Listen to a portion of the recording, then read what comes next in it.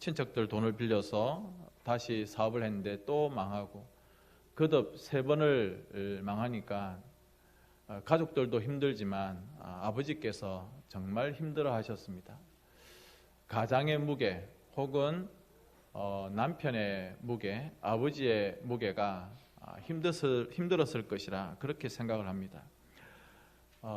제가 들은 이야기로는 기장교회 전도왕이셨던 아버지가 밤에 캄캄할 때 철로변에 목을 올렸다고 하죠. 그래서 멀리서 기차가 올 때 그렇게 철도 길에 목을 올리고 이 세상을 떠나시려고 작정을 하셨습니다. 참 힘든, 그리고 지금 생각해도 끔찍한 이야기입니다. 그런데 기차가 올 때 이제 눈 한번 찔끔 감고 조금만 참으면 이 지긋지긋한 고통스러운 세상과는 끝이다 생각을 하셨는데, 그 한밤중에 기차가 동해남부선이 지나가다가 누군가 옆에서 김 집사, 그때 아버지가 집사님이셨습니다. 누가 이 밤에 나를 아는 사람이 있는가, 내가 여기에 목을 올리고 있는 걸 누가 봤는가, 고개를 들어보았습니다. 아무도 없습니다. 깜깜합니다. 다시 목을 이었습니다. 굳게 다짐하고 결심하고 내가 이 세상을 끝내버리리라. 기차가 점점 가까이 왔습니다. 김 집사라고 하는 거죠. 그래서 아버지가 목을 벌쩍 들었는데 그 순간 기차가 지나갔습니다. 김 집사라고 불러줄 만한 사람은 없습니다. 캄캄한 밤에 목을 올리고 있는 그 사람이 기장교회 다니는 집사인 줄 누가 알겠습니까?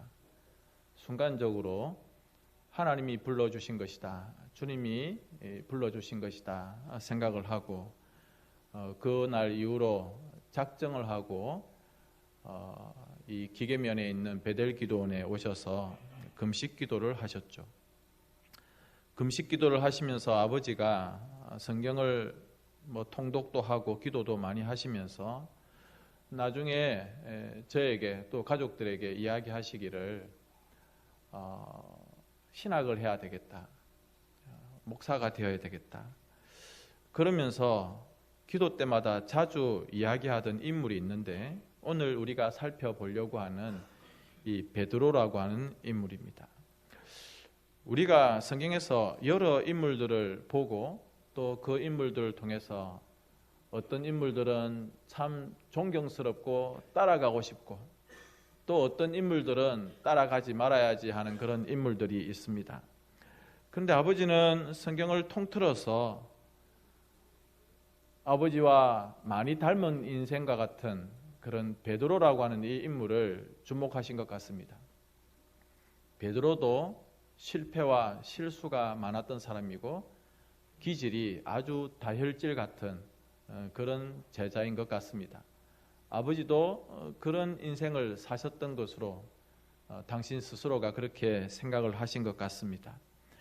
허물 많고 부족했던 베드로라고 우리가 알고 있지만 아버지 스스로도 자기 자신의 삶이 그런 것이었다 생각을 하는 것 같습니다.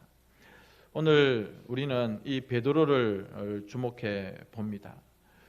성경 어디를 봐도 베드로가 명문 집안 출신이다 그런 말씀은 없습니다. 그는 정말 평범한 어촌의 어부로서 그렇게 성장했던 사람입니다. 아마 그의 아버지도 어부였을 것이고 그 집안의 모든 식구들이 바닷가에서 고기 잡는 일로 그렇게 생계를 이어갔던 아주 평범한 집안이고 평범한 집안의 출신 유대 남성이었습니다. 또 그가 그렇게 배움이 많지는 않았을 것으로 생각이 되어집니다. 가끔 목사님들이 무식한 베드로라고 하는데 그렇다고 해서 베드로가 무식한 사람은 아니었지만 적어도 성경 말씀에 익숙한 그런 사람은 아니고 그가 익숙한 것은 어디에 가면 고기를 잘 잡을 수 있는가, 어디에 가면 물고기를 많이 잡을 수 있는가, 이 정도에 대해서는 아마 실력이 있었던 것 같습니다. 그는 3년 동안 예수님을 따라다녔습니다만은, 그래서 예수님 바로 코앞에서 하나님의 말씀을 배우고 들었지만은, 그래서 주는 그리스도시요 살아계신 하나님의 아들이십니다 라고 하는 굉장한 신앙 고백을 하기는 했지만은, 예수님의 부활을 목격하고 또 예수님께서 직접 그를 찾아주셨지만, 나중에 그는 나는 고기 잡으러 가련다 라고 시골로, 바닷가로 향했던 그런 사람입니다.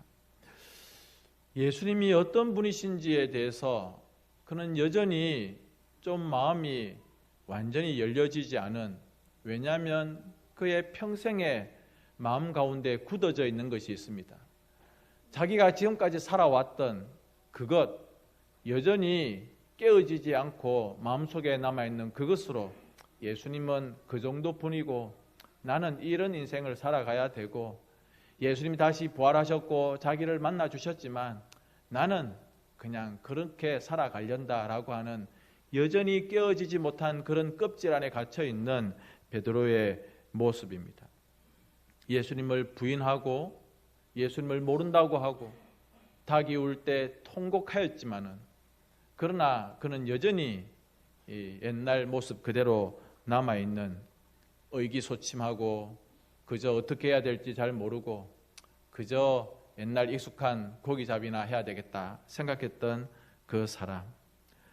여러분, 왜 저희 아버지가 베드로를 좋아하셨을까? 성경에 많은 신앙의 인물들 가운데 왜 그랬을까? 아마도 아버지의 인생과 많이 닮아 있어서 실패도 하고 허물도 많고 정말 아버지의 인생과 같은 그런 모습이 있어서 베드로를 보면 좀 뭔가 위로가 되어서 그렇지 않을까. 그런데 저는 오늘 베드로를 통해서 우리 성도들이 무슨 교훈을 받고 어떤 은혜를 누리는 것보다도 그 베드로를 베드로 되게 하신 주님께 집중하고자 하는 것입니다. 성도님 여러분, 베드로는 늘 그 모습 그대로 거기에 있었습니다. 훌륭한 신앙 고백도 하고 예수님의 말씀도 듣고 예수님께서 하시는 기적들도 그가 다 현장에서 목격했고 여러 가지 은혜의 시간들을 그가 경험했지만 여전히 그냥 베드로로 그렇게 남아 있었는데, 우리 주님께서 그 베드로를 만나 주심으로 그의 인생 가운데 놀라운 은혜가 있었던 것처럼 2023년을 살아오신 성도님 여러분, 혹시 내 마음 가운데 여전히 깨어지지 못한 그런 껍질 같은 것에 딱 갇혀 있어서 그것으로 인하여서 하나님의 원하시는 그 은혜의 자리로 나아가지 못하고 나는 그냥 지금까지 이렇게 살아왔으니 그냥 내버려 두십시오. 주님, 이 정도면 신앙생활 적당히 하는 것 아니겠습니까? 라고 하는 우리들에게 주님께서 주시는 교훈의 말씀이 있다고 생각합니다. 여러분, 2023년 참 불안한 시대를 우리가 살아온 것 같습니다. 벌써 1년이 지났고 생각해 보면 그 시간들 가운데에서도 참 많은 일들이 있었다. 제가 지금 송구영신 예배 자료를 준비하면서 2023년도 사진들을 이렇게 다시 한번 보았습니다. 벌써 그런 시간들이 오래전에 지나갔던 일들. 그런데 불안하고 힘들었던 이 세상이 문제입니까? 아니면 그러한 세상을 보면서 흔들렸던 내가 문제입니까? 세상이 아무리 흔들려도 내가 흔들리지 않으면 괜찮은데 그 세상이 흔들리는 걸 보면서 내가 불안해하고 내가 동요하고 나까지 흔들어버리는 이게 문제라고 하는 것입니다. 그 옛날 2000년 전에 베드로도 흔들리지 않았습니까? 당신이 그 나사렛 예수와 같은 사람이다. 너 그 사람 따라다니지 않았느냐? 라고 할 때 베드로의 마음 가운데 심한 흔들림이 있었습니다. 그래서 나는 모른다. 나는 그 자를 모른다. 심지어는 예수님을 부인하면서 부정하면서 저주까지 하지 않았습니까? 그런데 그 베드로를 보면서 믿음이 없다고 여러분들이 손가락질 할 수 있겠습니까? 그 베드로만큼이나 부족하고 모자라는 사람이 우리들인 것 같습니다. 시골 어촌의 평범한 어부였던 이 베드로, 그런데 그 예수님께서 베드로를 만나 주셔서 나중에 이 베드로를 반석과 같은 믿음 위에 세워주십니다. 막 흔들렸어요. 막 불안해했어요. 도망가고자 했고 비급했고 또 지금까지 했던 그 모든 은혜의 순간들을 다 잊어버린 것 같았습니다. 그런데 예수님께서 다시 한번 이 베드로를 붙잡아 주시니까 그가 예수님의 수제자로서 얼마나 아름다운 신앙의 족적들을 남겼습니까? 이 시간에 2023년 쉽지 않은 시간들을 지나오신 여러분들도 나의 발을 반석 위에 든든히 세우실 그 주님을 만나실 수 있는 은혜의 시간, 소망의 시간이 되실 수 있기를 바랍니다. 먼저는 베드로가 등장하는 장면입니다. 성경에 보면 베드로가 처음 등장하는 장면이 바로 오늘 본문입니다. 그런데 베드로가 나타나는 일에는 두 사람이 중요한 역할을 하는데, 첫 번째 한 사람은 세례 요한이고 두 번째 사람은 베드로의 동생인 안드레입니다. 세례 요한을 생각해 봅시다. 세례 요한은 그 당시에 많은 사람들이 존경할 만한 그런 분이었습니다. 그래서 세례 요한을 따라다니는 제자들이 있었습니다. 그런데 세례 요한이 예수님을 보자마자 하나님의 어린 양이로다 라고 말을 하면서 자기 제자들을 보고 얘들아 나를 따라다니지 말고 저분을 따라다녀라. 여러분 이거 쉽지 않습니다. 만약 제가 여러분들 보고 성도님 여러분 이제 옥삼교회 성도님들 하지 말고 저를 담임 목사로 생각하지 말고 저쪽 교회 가서 저쪽 교회 목사님 따라다니고 저쪽 교회 목사님 듣고 그리고 저쪽 교회 성도들이 되십시오 라고 한다면 쉬운 일이겠습니까? 그런데 세례 요한은 자기를 따라다니고 있는 이 제자들을 예수님께 보내면서 얘들아 내가 아니라 저분을 따라다니라, 저분의 제자가 되어라, 그렇게 말씀을 하는 것입니다. 그렇게 그 제자들이 예수님을 따라가는 제자가 되었을 때 예수님께서 그렇게 자기를 찾아온 이 세례 요한의 제자들에게 아이고 잘 왔다, 그래 나를 따라다니면 너희들 한 자리 할 수 있을 거야, 그렇게 말씀을 하신 것이 아니고 무엇을 구하느냐 이렇게 물었습니다. 예수님의 제자가 되겠다고 세례 요한의 제자들이 예수님께 왔는데 예수님께서는 무엇을 구하느냐 이렇게 물으셨는데, 오늘 이 시간 우리들에게도 예수님께서 이 질문을 하시는 것 같습니다. 옥산교회 성도들아 무엇을 구하느냐.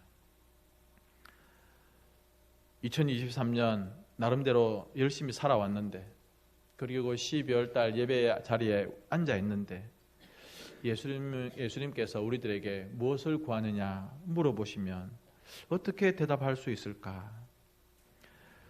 제가 신방을 가서 이제 기도 제목을 물어봅니다. 성도님, 집사님, 기도 제목이 뭡니까? 그러면 이게 기도 제목을 이야기하시면 되는데, 아유, 목사님, 뭐 기도 제목은 없습니다. 그럼 저 참 할 말이 없어요.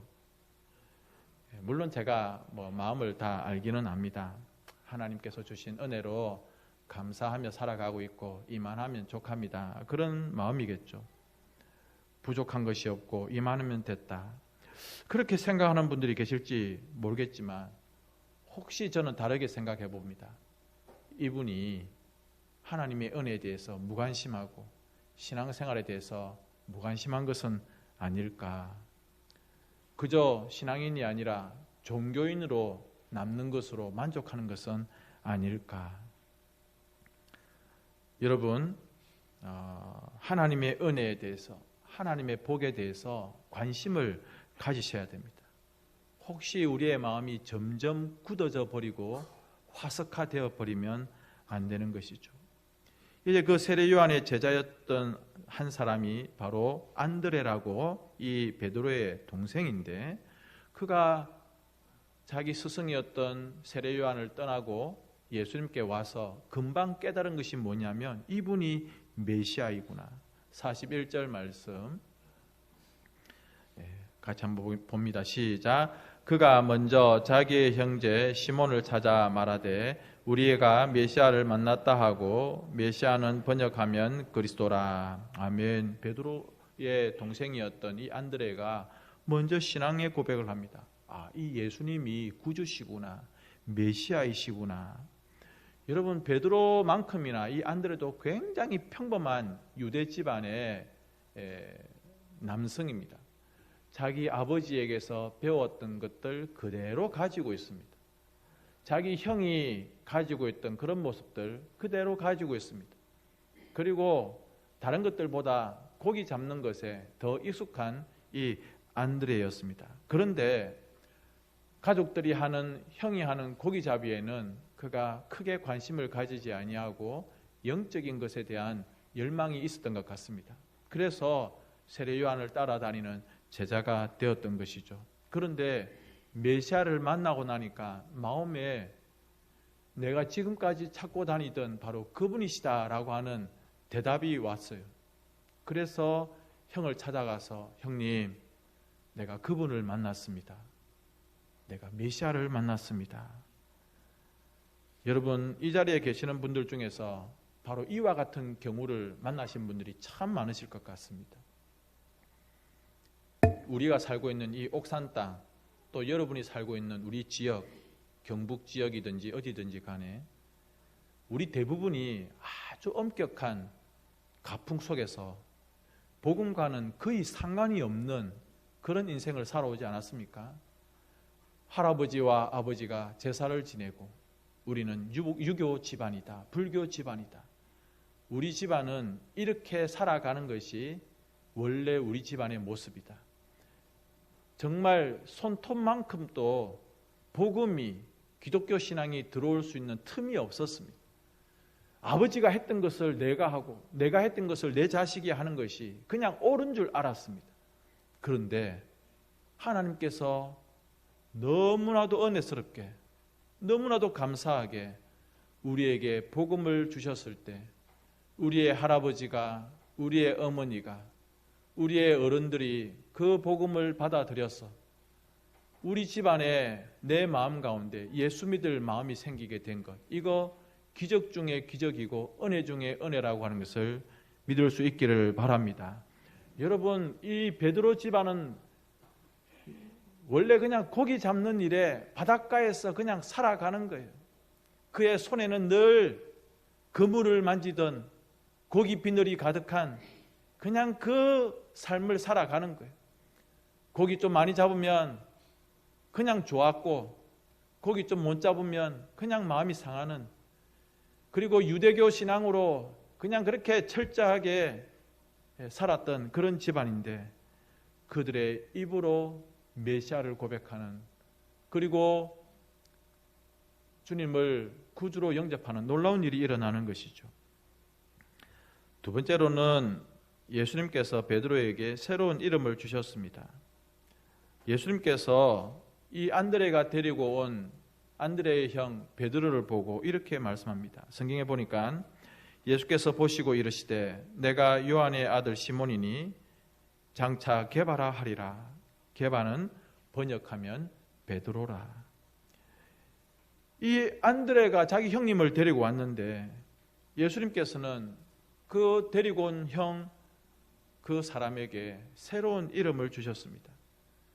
여러분, 게바라고 하는 말은 아람어입니다.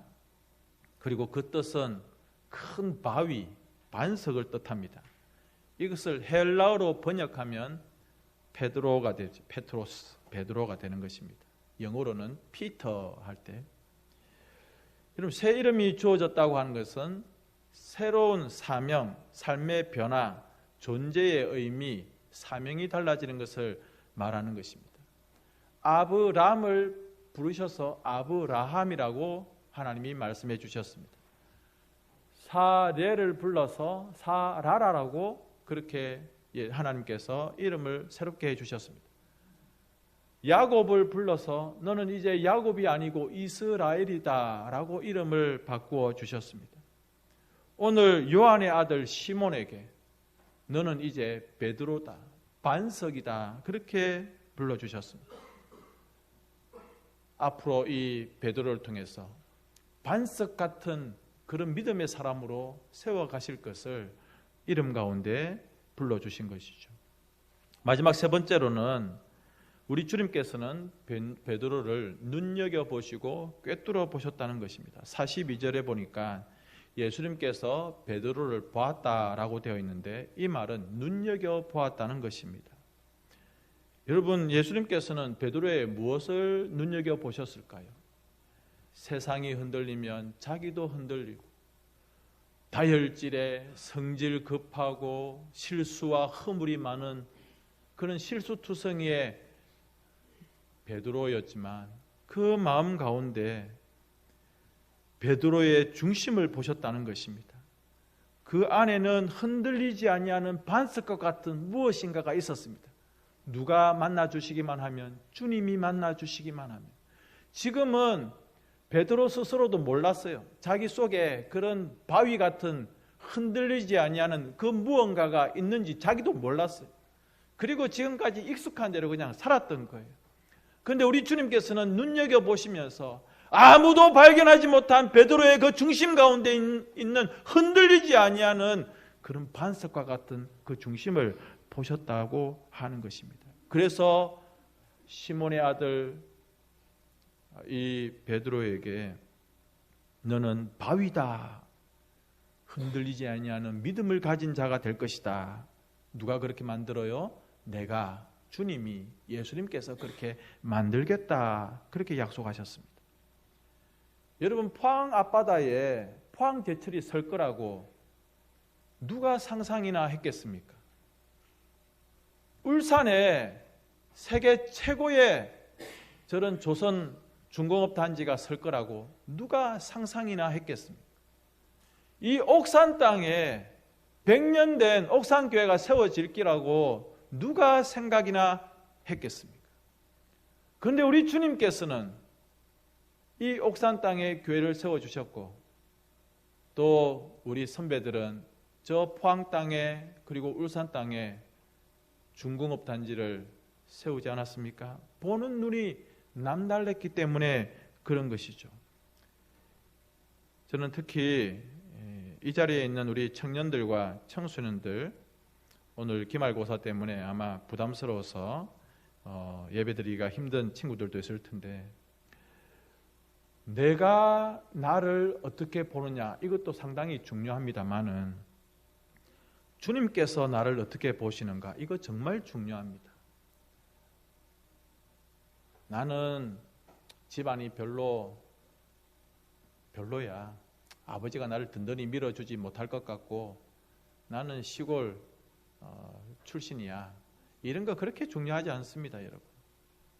옥산 땅에 살아도 하곡에 살아도 저 구석진 곳에 집 한 채 있는 곳에 살아도 내가 예수님을 믿으면 주님께서 나를 어떻게 보시는가, 하나님께서 나를 손에 잡아주시면 내 인생이 어떻게 변화될 수 있는가, 여기에 무한한 축복이 있다고 하는 것입니다. 나를 그냥 그 내 모습 이대로 나는 성격도 내성적이고 그냥 몸도 너무너무 약하고 가진 것도 별로 없고 학교도 좀 별로인 학교를 나오고 나는 이렇게 부정적인 시각으로 보지 마시고 하나님의 거울로 보시라는 거예요. 하나님의 그 말씀의 거울로 보시라고 하는 것입니다. 우리 주님이 여러분 한 사람 한 사람을 무한한 가치로 눈여겨보십니다. 우리의 속을 꿰뚫어 보십니다. 그리고 나를 만나 주시기를 원하시는 것이죠. 내 자신의 모습은 거친 돌덩이 같습니다. 아주 투박하고 뭐가 나 있습니다. 그러나 하나님의 말씀의 끈과 정으로 나를 다듬어 주시면 나는 어마어마한 걸작품이 될 수 있습니다. 지난번에 우리 주일학교에서 부모님 초청의 시간을 가져서 여기에서 노래를 부르는데 걸작품이라고 하는 노래를 불렀습니다. 정말 저는 속으로 아멘이라고 생각했습니다. 한 사람 한 사람이 하나님의 걸작품입니다. 누구의 손에 붙들리기만 하면, 주님의 손에 붙들리기만 하면. 말씀을 정리하겠습니다. 이 해의 마지막 시간들을 보내고 있습니다. 그럼에도 불구하고 우리는 이런 마음을 가졌으면 좋겠습니다. 주님, 나를 만나 주십시오. 나를 참된 길로 인도해 주십시오. 여러분, 우리 각자 한 사람 한 사람은 주님을 만나야 그 인생이 복된 인생이 될 수가 있는 것입니다. 우리 주님께서는 당신의 앞을 왔다 갔다 하는 많은 사람들 중에서 베드로를 눈여겨보시고 그 베드로를 꿰뚫어 보셨습니다. 너는 게바라, 베드로다. 여러분, 지금 그림에 큰 바위가 보이죠? 저 바위, 여러분들이 저 바위 위에 서면은 그 바위의 크기가 얼마나 웅장합니까? 그런데 내 속에 저런 바위와 같은 흔들리지 아니하는 중심이 있다는 것이죠. 내 믿음이 저렇게 흔들리지 아니하는, 세상은 흔들리고 사람들은 변하고 세상 인심은 흉흉해도 나는 흔들리지 아니하리라. 왜? 내가 내 마음 중심에 그리스도를 고백하는 신앙이 있기 때문에. 이 시간 이 찬양을 우리 함께 하면서 나 자신을 만나주시는, 또 나 자신을 다듬어 가시는 주님을 고백했으면 좋겠습니다. 찬양하시면서 봉헌하겠습니다. 이 시간에는 다른 때와는 다르게 너라는 가사를 나로 바꾸어서 찬양하겠습니다.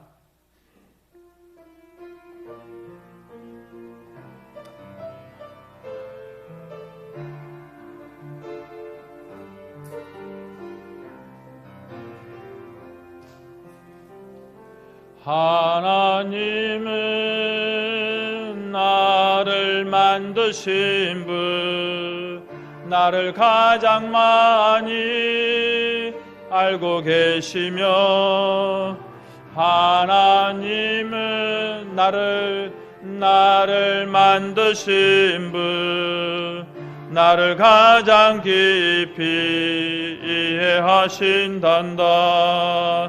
하나님은 나를 지키시는 분, 나를 절대 포기하지 않으며, 하나님은 나를 지키시는 분, 나를 쉬지 않고 지켜보신단다. 그의 생각 셀 수 없고 그의 자비 무궁하며, 그의 성실 날마다 새롭고 그의 사랑 끝이 없단다. 하나님은 나를 원하시는 분, 하나님은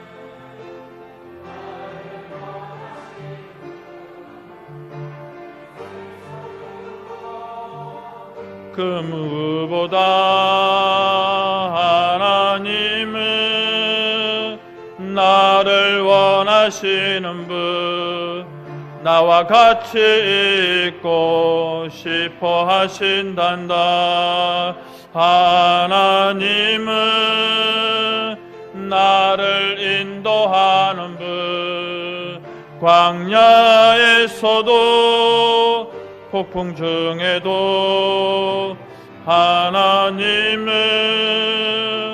나를 인도하는 분, 푸른 초장으로 인도하신단다.